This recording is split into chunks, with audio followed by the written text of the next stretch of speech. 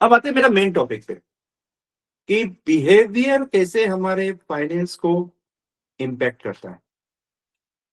Okay, कैसे हम लोग इमोशनल डिसीजंस लेते हैं जो सही नहीं होता और शायद हमको पता भी नहीं होता कि हमने गलत डिसीजन लिया है। तो मैं फर्स्ट बात करूं कि बिहेवियरल बायस क्या है। व्हाट इज बिहेवियरल बायस? तो बिहेवियरल बायस ये होता है, जैसे मैंने कहा कि हम लोग डिसीजन जो है लॉजिक्स पे ना लेके हम लोग साइकोलॉजी पे डिसीजन लेते हैं, जिसमें सबसे आप देखिएगा मेंटल शॉर्टकट्स। और आप लोग अपने आप को रिलेट कीजिएगा कि क्या आपके साथ भी इस तरह के बाइसेस है आपके अंदर भी।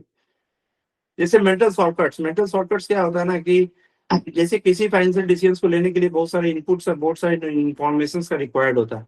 तो हम लोग क्या करते हैं कि जो हमारे लिए सुटेबल है, जो शॉर्टकट है, हम लोग शॉर्टकट लेते हैं। अगर हमको 100 इन्फॉर्मेशन रिक्वायर्ड है तो हम 10 इन्फॉर्मेशन में ही डिसीजन ले लिए। हमने अपना शॉर्टकट, हमारा मेंटल क्या है, हम लोग शॉर्टकट को ढूंढ लेते हैं। सेकेंड में emotionals, habit, believes and patterns, कि हमारा जो बिहेवियर पैटर्न है वो हमारे इमोशंस से, फीलिंग से, हमारे इंस्टिंक्ट से हमको डिसीजन लेने पे इन्फ्लुएंस करता है। And third one is social influence. तो सोशल इन्फ्लुएंस की बात तो मैंने किया कि आज बहुत सारे ऐड आप देखते होंगे कि ये है वो है, तो हम ऐड से भी इन्फ्लुएंस हो जाते हैं और हमारे मनी के डिसीजंस हम सोशल इन्फ्लुएंस के बेसिस पे लेते हैं, ना कि लॉजिकल बेसिस पे। तो इन तरह के डिसीजंस को हम लोग बोलते हैं बिहेवियरल बायस। ओके, तो बिहेवियरल बायस में सबसे इंपॉर्टेंट और सबसे पहला होता है ओवर कॉन्फिडेंस बायस। अब ओवर कॉन्फिडेंस बायस क्या है कि हम लोग ये सोचते हैं कि हमको पता है, राइट, और हम सब जानते हैं। ये सिंपल होता है कि हम लोग जानते हैं। और ये सही में ये जो ओवर कॉन्फिडेंस बायस है ना, ये जो अभी देखिएगा कि हमारे प्रोफेशनल जो हम लोग जिस क्लास में हैं, डॉक्टर्स, इंजीनियर्स, एक्सपर्ट्स जो भी है, इसमें ज्यादा देखे जाएंगे कि वो सोचते हैं कि ये हमको पता है। तो इसमें क्या फील आता है, थॉट क्या आता है? जैसे मैंने लिखा है, can manage investment myself, I am analytical, I understand market better than advisor, I instinct have the saved me well professionally, मैं अपने फंड को प्रोफेशनली मैनेज कर सकता हूँ। ये हमारा इंस्टिंक्ट है। बट इंस्टिंक्ट होना और सही होने में अंतर है। आपके पास इंस्टिंक्ट है लेकिन वो back with your research and back with your knowledge, तो कोई प्रॉब्लम नहीं है। बट अभी हम देखते हैं कि इस ओवर कॉन्फिडेंस बाइस से हमको क्या इम्पैक्ट आता है। तो पहला है कि हमारा poor financial decision. Poor financial decision मतलब होता है कि हम लोग अनरियलिस्टिक रिटर्न्स पे भी भरोसा करते हैं। आप लोग भी बहुत सारे केसेस सुने होंगे, जैसे चिट फंड का केस टूरिज्म बहुत फेमस है। बहुत सारे ऐसे केसेस है कि मुझे 30% रिटर्न मिल रहा है, मुझे 40% रिटर्न मिल रहा है, और हम लोग क्या करते हैं कि हम लोग उस मतलब उस ऑफर के में चले जाते हैं विदाउट कंसिडरिंग कि उसके अंदर हिडन जो हमारे रिस्क हैं उसको हम लोग ओवरलुक किए, और हमने कहा कि भैया मुझे पता है, इस बोला, मैं भी वहां चला गया। अब एक्सेसिव ट्रेडिंग देखिएगा, जिनको ओवर कॉन्फिडेंस बाइस होता है वो ट्रेडिंग बहुत करते हैं। ट्रेडिंग मींस की sale and purchase, sale and purchase, वो ज्यादा सेल करेंगे, ज्यादा परचेज करेंगे। तीसरा अंडर ऑफ रिस्क। जैसे मैंने कहा कि हम लोग किसी भी इन्वेस्टमेंट ऑप्शंस के अंडर हिडन रिस्क को नहीं देखते। हम लोग सिर्फ देखते हैं कि हमको ये इतना रिटर्न मिल रहा है। और मैं सिंपल आपको एग्जांपल बताऊंगा कि जैसे आज आपको कोई एग्जांपल, कोई भी आपको एक ऑफर दे कि मैं आपको, आप मुझे इतना 10,000 रुपीज दो, मैं आपको 10 मिनट में दिल्ली से मुंबई पहुंचा दूंगा। आप क्या इसको बिलीव करोगे? नहीं करेंगे, क्योंकि आपको पता है कि नॉट पॉसिबल। अभी के सिनेरियो में हाँ ठीक है, कल कुछ टेक्नोलॉजी चेंज हो जाए तो हो जाए, बट आज के टाइम में is not possible to reach Mumbai from Delhi in 10 minutes. अगर कोई कहेगा कि मैं पहुंचा दूंगा तो आप मानोगे नहीं। लेकिन यही चीज जब किसी फाइनेंस कंडीशंस में आता है और बोला जाता है कि आपको मैं 40% रिटर्न दे दूंगा, मैं 2% पर मंथ रिटर्न दे दूंगा, हम लोग क्या करते हैं? हम लोग मान लेते हैं और उसके गाइड या एडवाइस के साथ हम लोग चले जाते हैं। तो दिस कॉल कि हम लोग उसके अंडर हिडन जो रिस्क थे हम उसको नहीं देख पाए।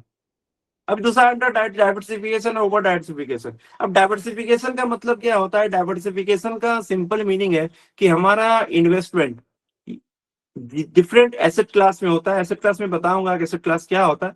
तो सिंपल समझिए कि आज मैं मुझे 100 रुपीज अगर इन्वेस्ट करना है, ओके, तो मैं क्या करूंगा? मैं 3 जगह इन्वेस्ट करूंगा, और 3 जगह इस तरह इन्वेस्ट करूंगा कि अगर एक का रिटर्न निगेटिव आएगा तो दूसरे का रिटर्न पॉजिटिव होगा। जैसे कि आज सिंपल केस में देख लीजिए, आज मार्केट आप बहुत देख रहे होगे, शेयर मार्केट डाउन जा रहा है, but at the same time gold ऊपर जा रहा है। अगर मेरा एसेट का एलोकेशन दोनों ही क्लासेस में है, जिसका कोरिलेशन, कोरिलेशन मतलब दोनों के बीच का रिलेशन अगर निगेटिव है तो उस इन्वेस्टमेंट को हम लोग सही मानते हैं।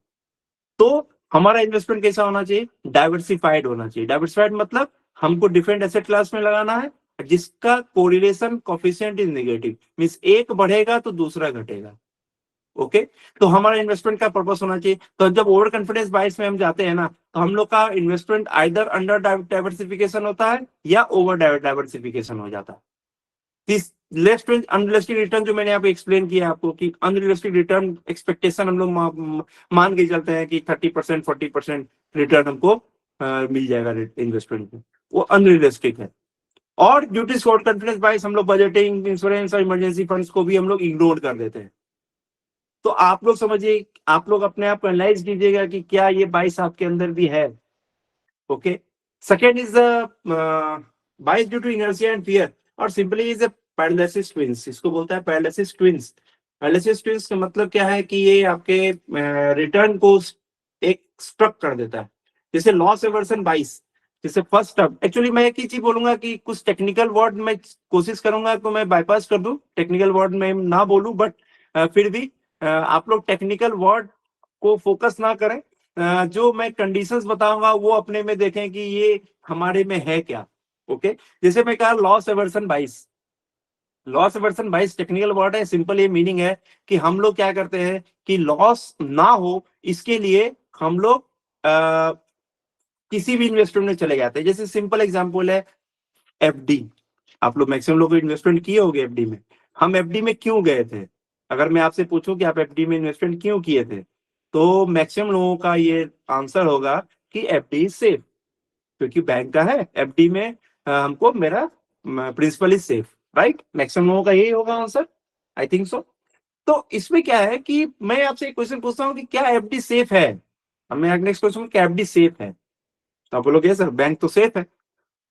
ठीक है, मैं, आप मुझे बताइए कि आप एक एफडी में जाएंगे तो आपको कितना परसेंट रिटर्न मिलेगा, what return you expect from the FD. Yes, anyone, FD सभी लोग कर रहे होंगे, बहुत लोग तो जरूर किए होंगे। कितना रिटर्न एक्सपेक्ट करते हैं एफडी में, किसने एफडी नहीं किया क्या? जो एफडी जो जरूर किए होंगे। जो बैंक डिक्लेयर करता है उसके बाद जो इंटरेस्ट आता है उसमें, उससे भी तो वो टैक्स जाता है। हाँ, नहीं मैं आ रहा हूँ संदीप जी, मेरा वही मीनिंग है कि टैक्सेशन की बात तो मैं बाद में करूंगा फर्स्ट, कि भैया आज के डेट में 7 से 7.5% आपको एफडी में रिटर्न मिलता है। लेकिन आपको पता है कि ये जो रिटर्न होता है, दैट जो इंटरेस्ट पार्ट है वो आपके इनकम में हर साल ऐड हो जाता है। जब आप रिटर्न फाइल करते हो तो वो इंटरेस्ट पार्ट आपके इनकम में ऐड होके वो आपके टैक्स ब्रैकेट के हिसाब से वो टैक्सेबल हो जाता है। अगर आप 30% टैक्स ब्रैकेट में हो तो आपका 7.5 में 30% इज योर इनकम टैक्स जो आपको गवर्नमेंट लेके गया। तो आपके पास नेट रिटर्न कितना मिला, अराउंड 5%। और आज जानते हो इन्फ्लेशन क्या है, इन्फ्लेशन के बारे में कोई लोग जानते हो, इन्फ्लेशन, इन्फ्लेशन,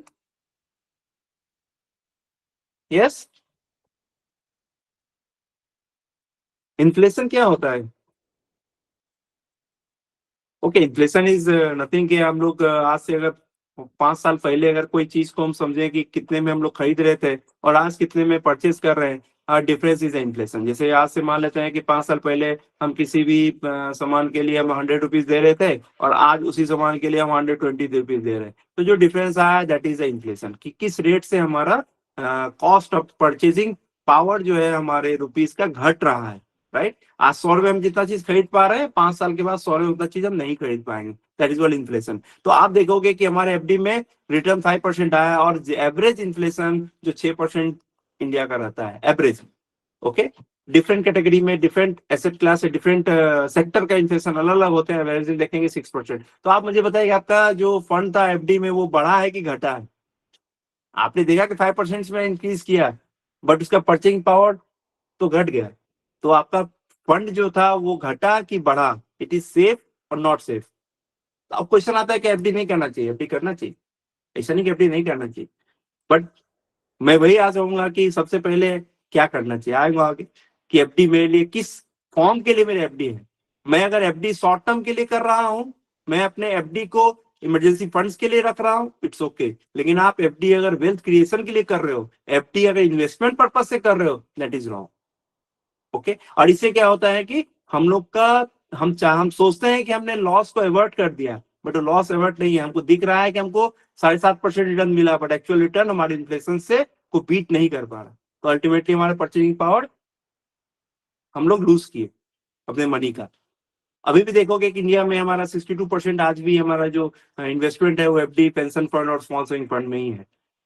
तो आज ये डाटा मतलब करंट है कि आज हम लोग का 62% हमारा इन्वेस्टमेंट एफडी में जा रहा है। और इसका एक रीजन ये है कि हमको पता नहीं है कि हम एफडी कर क्यों रहे हैं।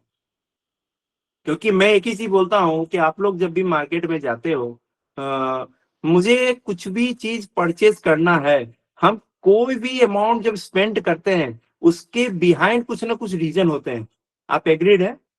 मैं कुछ भी परचेज करूं, मैं आज अपना शू परचेज करूं या कुछ भी परचेज करूं, उसके बिहाइंड एक गोल होता है, गोल होता है। अभी मुझे बताइए कि आपके इन्वेस्टमेंट में क्या वो क्यों का जब आपके पास आता है कि मैं क्यों परचेज करूं, या क्यों इस फंड में, या क्यों इस इन्वेस्टमेंट प्रोडक्ट में अपना फंड को, पैसे को लगाऊं, तो मैं बात करूंगा कि इसमें कैसे हम लोग आगे बढ़ेंगे। तो फर्स्ट ऑफ ऑल क्या है, समझिए लॉस अवर्सन बाइस क्या है कि हम लोग लॉस को अवॉइड करने के लिए हम लोग जो इन्वेस्टमेंट करते हैं वो हमारा एक बाइस है, जो सही माने में वो सही नहीं है। हम लोग को एफडी में इन्वेस्ट करना है नहीं करना है, ये बहुत सारे फैक्टर्स पे डिपेंड करता है। हम वो फैक्टर्स को एनालाइज करना है, उसके बाद अगर मुझे एसेट एलोकेशन में अगर एफडी आता है तो जोर से एफडी में इन्वेस्ट करना है। बट इसलिए नहीं कि एफडी सेफ है, आप ये सोच के एफडी में इन्वेस्टमेंट नहीं करना है। Okay, next one is status Q बाइस। आप लोग ये समझते होंगे, एक चीज फील करते होंगे कि हम लोग चेंजेस को हमेशा अपोज करते हैं। हम लोग सोचते हैं जो है वो ठीक चल रहा है। अब जैसे हम लोग कोई भी इन्वेस्टमेंट किए हैं या कोई भी इंश्योरेंस, अभी सोचिए कि आज से मैं 10 साल पहले इंश्योरेंस लिया, जब मैं मान लीजिए कि आज मेरा लाइबिलिटी 10 साल पहले कुछ और था, मैं आज मेरा लाइबिलिटी कुछ और है। मेरे क्या हुआ कि लाइबिलिटी चेंज हुए, बट हमने अपने इंश्योरेंस के वैल्यूज को चेंज नहीं किया। हमारे पास अभी जो इन्वेस्टमेंट मैं किया हुआ हूं उससे बेटर प्रोडक्ट मार्केट अवेलेबल है, बट मैं नहीं जा रहा। क्यों? क्योंकि मैं अपने स्टेटस को चेंज नहीं करना चाहता। इससे क्या होता है कि हम लोग अपॉर्चुनिटी को लूज करते हैं। हम लोग जो पर्पस होता है इन्वेस्टमेंट का, हम उसको ही डाइल्यूट कर देते हैं। तो दो इंपॉर्टेंट जो हम लोग के मेंटल बाइस है, जो हमारे इन्वेस्टमेंट को पैरालाइज कर देता है, दैट इज लॉस एवर्सन बाइस एंड स्टेटस क्यू बाइस। And third one is the mental. ये हमारा मेंटल एलोकेशंस को कंट्रोल करता है। मेंटल, जैसे क्या मेंटल अकाउंटिंग बाइस। अच्छा, आप लोग कभी फील किए हैं कि हम लोग का जो मंथली पेमेंट आता है, मंथ में जो हम लोग सैलरी लेते हैं या अर्निंग करते हैं थ्रू द बिजनेस, उसका ट्रीटमेंट और सम फंड जो हमको एक्स्ट्रा मिल जाए इन फॉर्म ऑफ बोनस या इन फॉर्म ऑफ एनीथिंग, तो उसका ट्रीटमेंट हम लोग अलग अलग करते हैं। हम लोग सैलरी वाला तो थोड़ा मतलब कंट्रोल वे में खर्चा करते हैं, बट कोई एडिशनल फंड आता है तो हम लोग उसको कैजुअल वे में खर्चा करते हैं। ये शायद मैक्सिमम लोगों में ये प्रॉब्लम होता है। इसको हम लोग बोलते हैं मेंटल अकाउंटिंग बाइस। हम लोग सोर्स ऑफ फंड के हिसाब से हम उसका ट्रीटमेंट करते हैं, वो भी गलत है, नहीं होना चाहिए। हम लोग को अपने गोल के प्रति फिक्स होना चाहिए। तो मैं गोल बताऊं। बाकी रिसेंसी बाइस है। रिसेंसी बाइस क्या होता है कि हम लोग जो इन्वेस्टमेंट का डिसीजन लेते हैं, वो करंट बेसिस पे ले लेते हैं। बहुत लोगों ने आप लोग देखा होगा कि आज मुझे कुछ इन्वेस्ट करना है, मैं एक गूगल में गया, और आज के जेनजी के टर्म में तो बहुत ज्यादा ये सारे चल रहे हैं कि बेस्ट फंड। अब बेस्ट फंड दिया, गूगल ने दिखाया 30%, 28%, बट उस 30%, 28% जो फंड दिखा रहा है, हम उसमें आंख बंद करके चले गए। अब वो मेरे लिए था, ये नहीं था, क्योंकि हर इन्वेस्टमेंट प्रोडक्ट का कुछ अच्छाई कुछ निगेटिव्स होती है। हमने दोनों पार्ट को देखा नहीं, हमने अपने हिसाब से, मीन्स हमको क्या चाहिए, हमने उसको एनालाइज किया नहीं, और सिर्फ हमने इस बेसिस पे डिसीजन ले लिया कि भैया उसका लास्ट ईयर परफॉर्मेंस बहुत अच्छा था। बट लास्ट ईयर परफॉर्मेंस क्या फ्यूचर के परफॉर्मेंस को गारंटी देता है? तो नहीं देता, क्योंकि एक सिलेक्शन में बहुत सारे फैक्टर्स होती है। तो हमने उसको जानने की कोशिश नहीं किया, हमने ये तीसरी डिसीजन ले लिया कि इस फंड का performance last year, last 5 years बहुत अच्छा है, हम उसके आगे चले गए। तो इसको बोलते हैं रिसेंसी बाइस। और इसी का उल्टा होता है एंकरिंग बाइस। एंकरिंग बाइस में क्या होता है कि अगर किसी भी मीन्स किसी भी चीज से मेरा कुछ एक्सपीरियंस है, लास्ट 10 ईयर से 5 ईयर्स हमने कहीं इन्वेस्टमेंट किया था, उससे बहुत खराब रिटर्न आया, तो हम मेरे अंदर एक बाइस आ गया कि वो खराब है, या कुछ अच्छा रिटर्न आया तो मुझे बाइस आ गया कि वो बहुत अच्छा है। तो उससे क्या प्रॉब्लम होता है कि हम लोग को पता ही नहीं चलता कि हमारा जो बाइस, हमारा डिसीजन है, और हमारा जो डिसीजन है वो हमारे 22 से इन्फ्लुएंस हो रहा है। तो recency bias and anchoring bias is two opposite thing. Recency जो हम लोग करंट परफॉर्मेंस पे ही हम लोग डिपेंड होते हैं, और एंकरिंग बाइस में हम लोग क्या करते हैं कि हम लोग पास्ट एक्सपीरियंस के बेसिस पे हम लोग डिसीजंस लेते हैं। तो दीज 2 बाइस या 3 बाइस इज मेंटल बाइस, and next one is heard mentally बाइस। अच्छा, इसमें कई लोग आप लोग देखे होंगे कि हम लोग कहीं भी पैसा लगा देते हैं। क्यों? क्योंकि मुझे मेरे पड़ोसी ने लगाया, मेरे वो दोस्त ने लगाया, है ना, उसने कहा तो मैंने लगा दिया। ये बहुत चीज कॉमन होता है, सभी लोग कर रहा है तो हम भी कर दिए। आप लोग साथ में कभी ना कभी हुआ होगा, सभी लोग वहां पर जमीन ले रहे हैं, मैं भी जाके जमीन ले लिया। अब उसमें क्या होता है कि हम लोग गलत टाइम पे इन करते हैं या गलत टाइम पे आउट करते हैं। एक डाटा अभी भी आया है कि इस साल, अभी आप लोग जानते हो कि लास्ट सितंबर 25 से या 24 से मार्केट साइडलाइन चला है, निगेटिव में। रिटर्न तो निगेटिव नहीं आया, but market is not giving the return जो पहले 4 साल में दिया था। अभी आप देखोगे कि 5.5 crore investor is out from the market. क्यों? क्योंकि उन लोगों का एक फोबिया था, उसने जो मार्केट में इन किया था वो 2000 से 2004 के बीच में इन किया था, जब हमारा बुल मार्केट था। बुल मार्केट मतलब कि कोई भी स्टॉक पकड़िए वो रिटर्न दे ही रहा था। तो उसमें उसने इन किया, उनके पास इन होने का भी कोई पर्टिकुलर कारण नहीं था। उन्होंने इधर उधर से देखा, अपने फ्रेंड से बात किया, फ्रेंड ने कहा कि ये स्टॉक लगा दो, अच्छा है, स्टॉक लगा दिया। लेकिन जैसे ही मार्केट करेक्ट हुआ, फिर मार्केट इन करेक्शन फेज, अभी क्या हुआ, वो सबसे पहले भाग जाएंगे। मतलब क्या है, को जिस समय मार्केट में घुसना था उसमें निकलते हैं, और जिस समय निकलना था उसमें घुसते हैं। क्यों? क्योंकि दुनिया कर रहा है, हम भी कर रहे हैं। मेरे करने के पीछे का कारण हमको पता नहीं। तो दिस इज वेरी इंपॉर्टेंट बाइस। नेक्स्ट वन इज कंफर्मेशन बाइस। अभी देखिएगा कि आप भी सोचिए कि आपके पास बहुत सारे इंफॉर्मेशन आते होंगे मार्केट के या डे टू डे लाइफ में भी, लेकिन आप ये सोचो कि आप वही चीज को अपने दिमाग में या अपने अंदर प्रोसेस करते हो जो आपके हिसाब से सही है।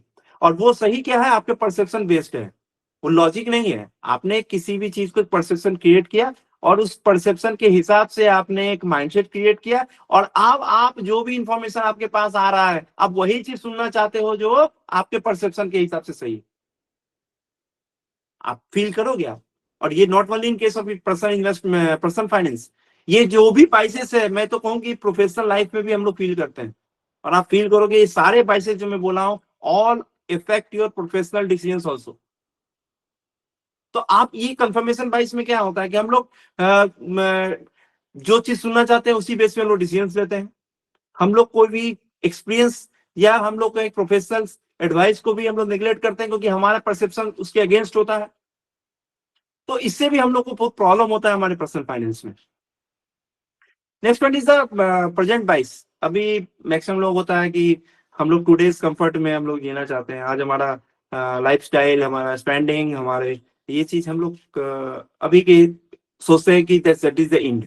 और ये मैं अगला देखेंगे कि हम लोग आगे स्लाइड में देखेंगे कि ये जो अर्निंग जिनका अच्छा है उनके साथ ये प्रॉब्लम ज्यादा है।